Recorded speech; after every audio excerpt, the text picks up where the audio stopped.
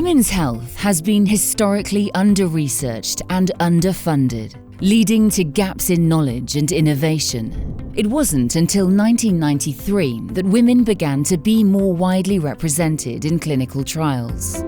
Our latest analysis of UK clinical trial applications highlights that while both sexes were included in most trials, male-only trials were nearly twice as common as female-only trials.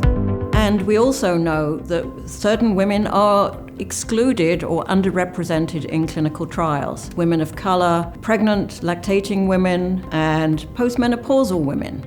The result? Key biological differences ignored and dangerous knowledge gaps created, leading to misdiagnosed conditions, ineffective treatments, and poorer health outcomes for women everywhere.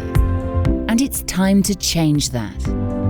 Addressing women's health science and innovation sits at the center of our ability to close the women's health gap.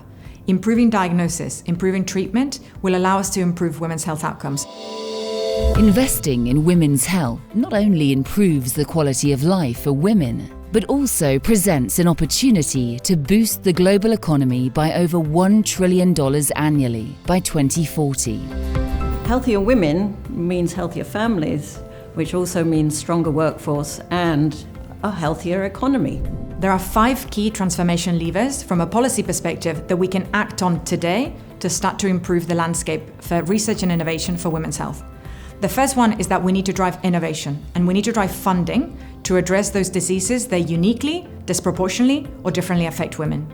The second one is that we need to drive inclusion of women in clinical trials, and in particular of key subpopulations. Our findings underscore the need for greater representation of women in clinical research, especially those of childbearing potential, so we can develop treatments that work safely and effectively for everyone. The third one is that we need to disaggregate the data by sex. Critically, generating and collecting the data that accurately represents the individuals receiving the medicines is essential for making evidence-based decisions. By disaggregating data, we can start to tease out and really understand the differences between males and females, and from that make sure that we build the right products for women's health. The fourth one is that we need to design clinical trials with women in mind to drive participation and make sure that we are creating the right environment for them to, first of all, join, and then second of all, participate until the end.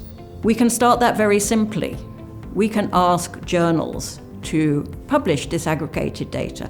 That will encourage more research, more innovation, and better treatments for women. There is a lot to do, and we cannot go it alone. Doing this white paper has really meant that we've brought everybody to the table, and we need to continue to drive this collaborative effort because everybody has got a role to play. By working together with partners across the life sciences ecosystem, we can ensure that clinical research better serves all patients. A more inclusive approach will drive medical breakthroughs and improve health outcomes for future generations. I would really like to see some progress in maternal health.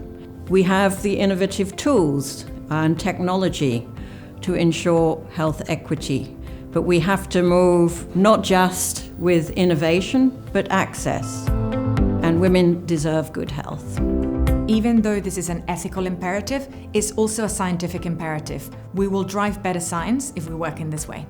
The future of healthcare must be inclusive. Invest, research, advocate, demand better.